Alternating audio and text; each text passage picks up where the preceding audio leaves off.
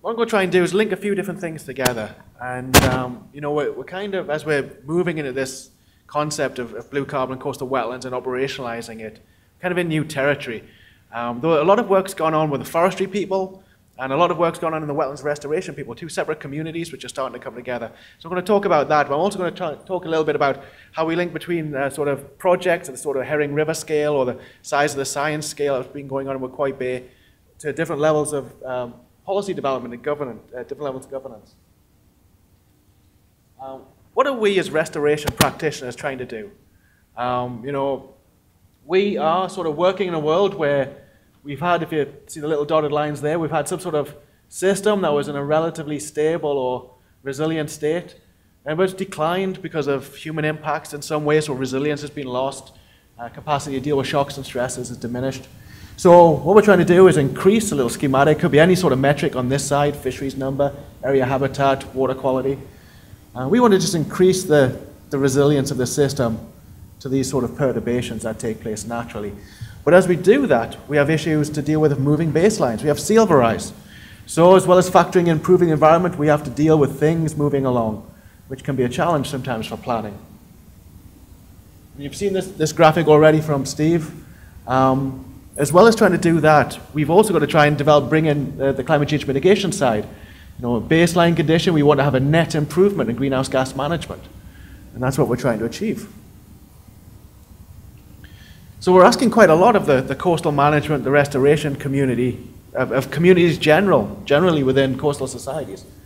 You know, we've kind of moved along an evolutionary trajectory over the last few decades. You know, we began by starting off recognizing the value of wetlands and coastal systems, developing management strategies. We started on the small scale, just an acre or two of restoration projects. And they were very simple projects. They were just like, you know, you get cordgrass out there, no channels. And that was an early success. And then people said, well, you need channels, we've got no fish. We need to get better than this. And we started building up better experience. And now we want to develop multi-use landscapes where we have all the different aspects of agriculture, people living, fisheries, wetlands, all functioning together. But as we're just trying to achieve this, what we're also saying now to people is, okay, we now need to adapt to climate change, and we need to mitigate climate change as part of that process as we're moving forward. So adding levels of complexity taking place. When we think about how to do that, there are different ways it can be tackled. We've kind of coined the phrase blue carbon intervention, but there are different things that different actors can do depending upon who they are. And we've talked quite a lot about carbon finance, which is kind of one end of the spectrum, which might apply to a certain type of project, certain scale, etc. But then at the other end of the scale, it might just be that a policy intervention takes place to try and deal with these kind of issues.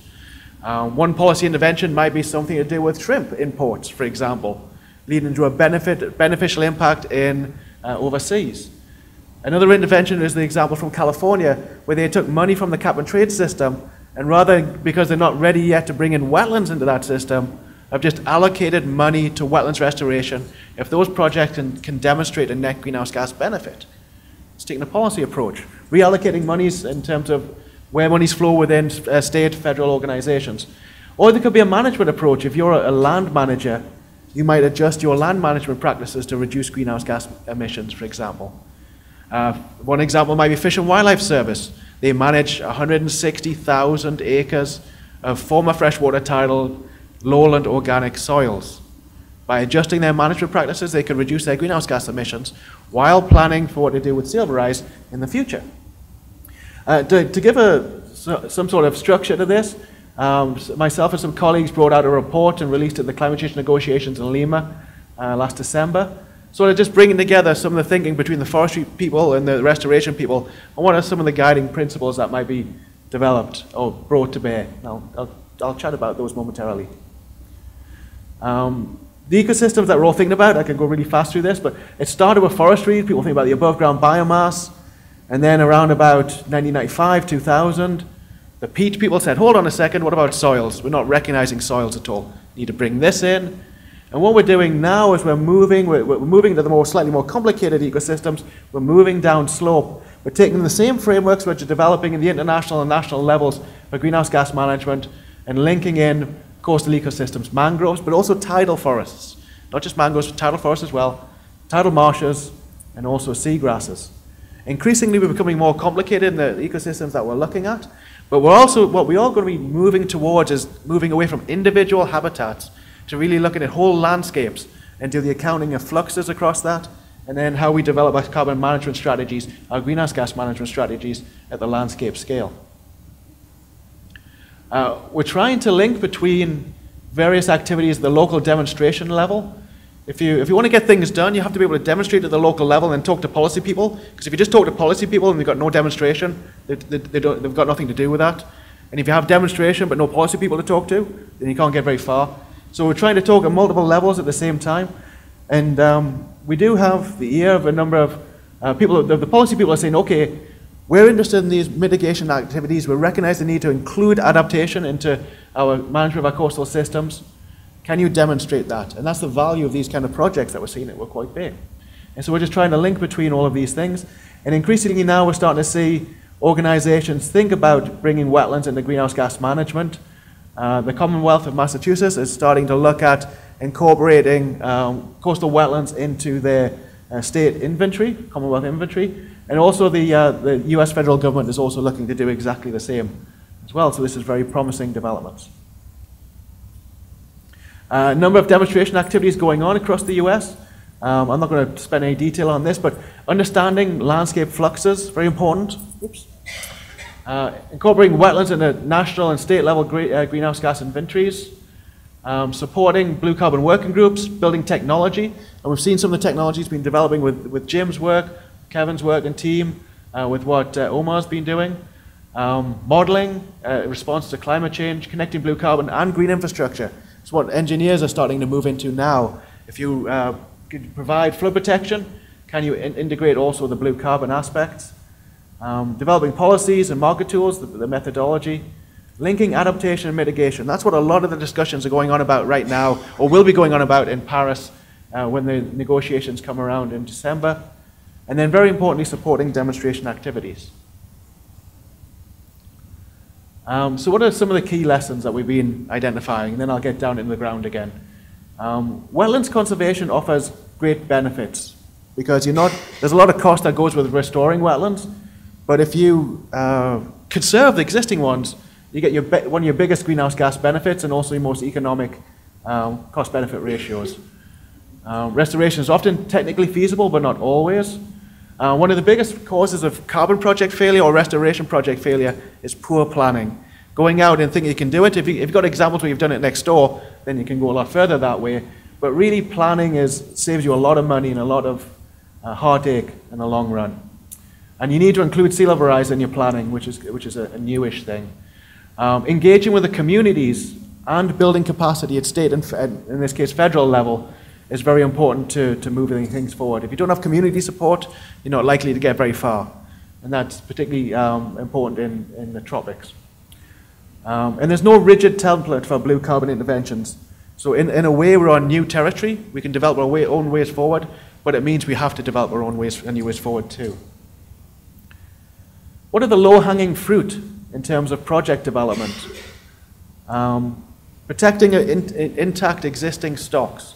Now that's something particularly important in mangrove systems where a lot of stocks are already intact and vulnerable to being damaged or destroyed.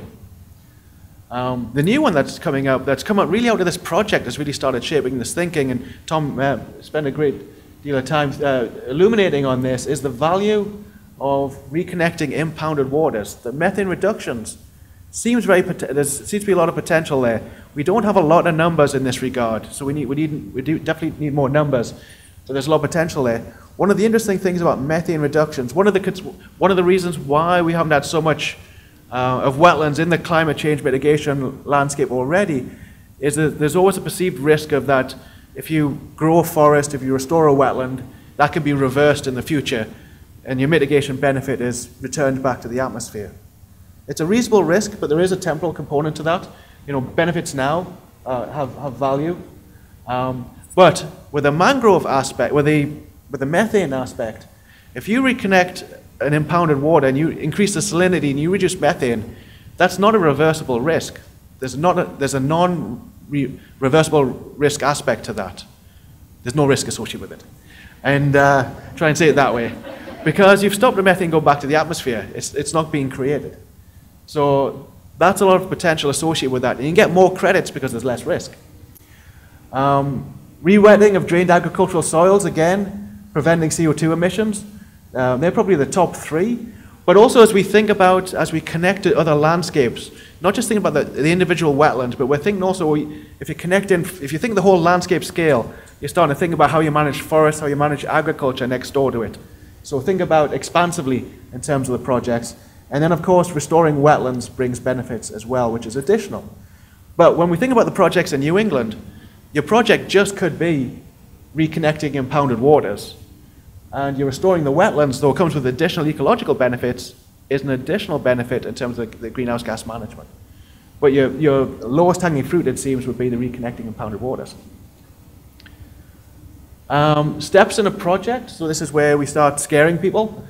You know, there are a lot of steps in project planning, much like a restoration plan that takes place, particularly in the US, where there's a lot of detail goes into the planning, appropriately so. You know, you have to define your concept and perform a proper feasibility assessment. And it's once really you get to that stage, you can start to talk to financiers. You know, if you're trying to negotiate a credit at the very beginning, the more detail you have, the more value, the more you're going to get in terms of return. You should start talking to the market folks and selecting your carbon standard at the beginning, because there's a lot of detail in the standard. But also, if you start talking to the market folks, you'll get a sense really very quickly of whether you have a runner here or whether you should look somewhere else. Establish communications with communities, design projects properly, and bring in the carbon aspect as you can. Assess the permanence risk, which is very important in coastal wetlands. One of the things we don't have good sense of right now, which the science community can really help with, is where does carbon go when a wetland erodes? Big question. Most likely, most of it goes back to the atmosphere, but we don't have a definitive answer on that. If it's buried nearby, like a fjord in the paper that came out in Nature just a couple of weeks ago, you know, that's sequestered. But a lot of it's going to go through, you know, it's going to be recycled through biota and then potentially go back to the atmosphere. But when we develop the methodologies, we have to be very conservative about that assumption. So the credits that you're going to get from a project right now are quite low because of that. But if that science improves, you're going to get more credits because you've got more certainty on the fate and can incorporate the permanence aspect into the project. Secure financing, get into your legal due diligence, who owns the carbon credits, how are you going to manage the land, how are you going to determine that you're going to have permanence for 100 years in terms of land ownership, do proper social and environmental impact assessments, and engage and continue to engage with regulators. So this is a pretty long, intensive process. And projects can die, big projects can die at the end because you haven't thought about something at the beginning that was important. And then there are other things that can also kill projects, like Aceh, very large peat project was being developed and corruption killed it. And it killed it at the end. So all these things have to be thought about in terms of your risk assessment.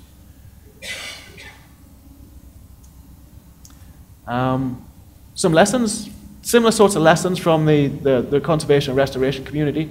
I'll not read through all of these, but basically, have a coherent plan and think at the landscape scale.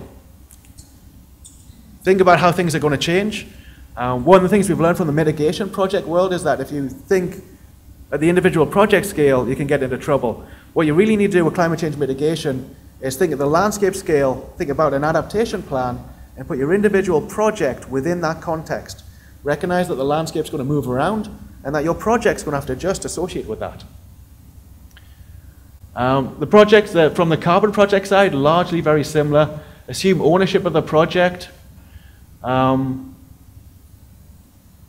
Link it to financing.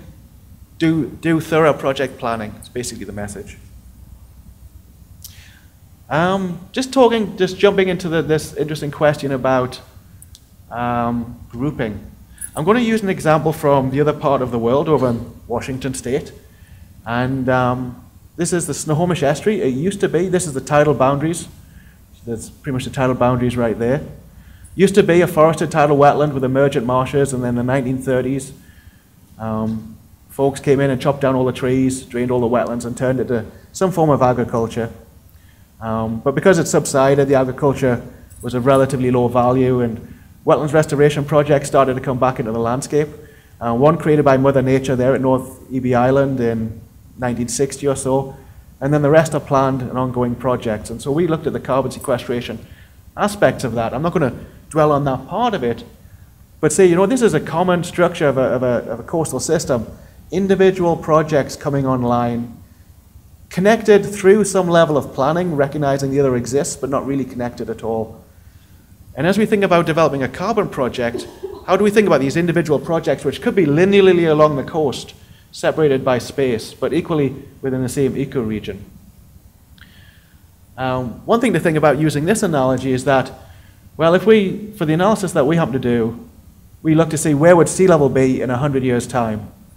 Or we said, where would sea level be with 1 meter of rise, not specifying when the time would be. And so now it includes the lower floodplain. So one thing you might think about when you're developing a project is, where is sea level rise going to move into? What is that land use now? What might they do with that land use? Do you want to be looking at developing improved soil management practices on agricultural land?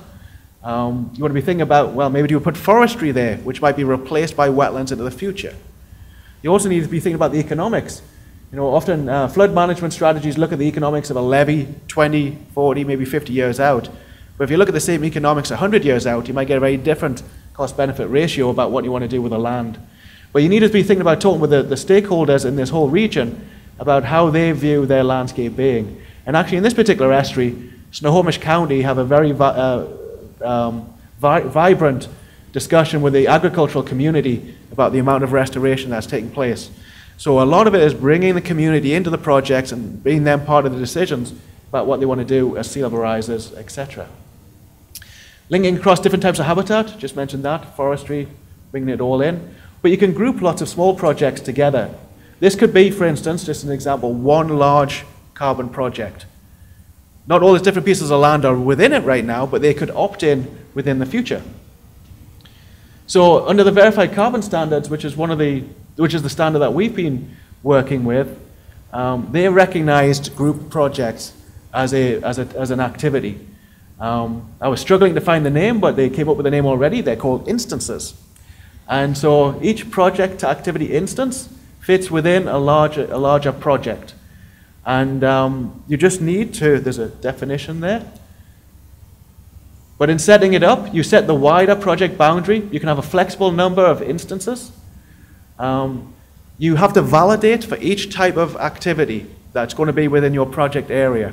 So one of the ways that you can reduce costs, if say you create a whole system, let's say it's all of Cape Cod, you might do the quantification and validation on a reference site or two.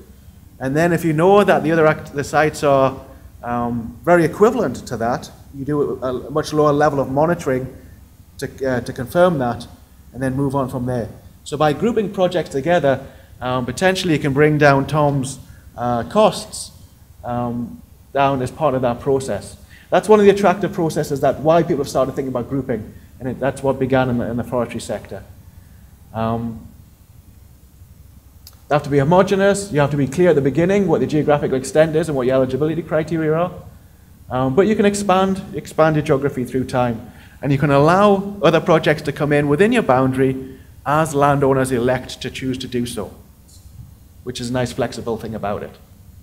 Oh, and I think that's it. So I think there is potential within settings like this. The methane reductions is particularly interesting to look at. As I say, we don't have a great deal of information on numbers. We have some, but not a lot. Something that should be followed up on. I think there is grouping potential. So when I first came to New England, I thought, well, maybe there's not a lot of potential here. I'm actually leaving New England thinking, well, actually maybe there's quite a lot of potential here that we should really be looking at and trying to follow up on. And with that, leave with this beautiful picture, Quite Bay. Thank you very much.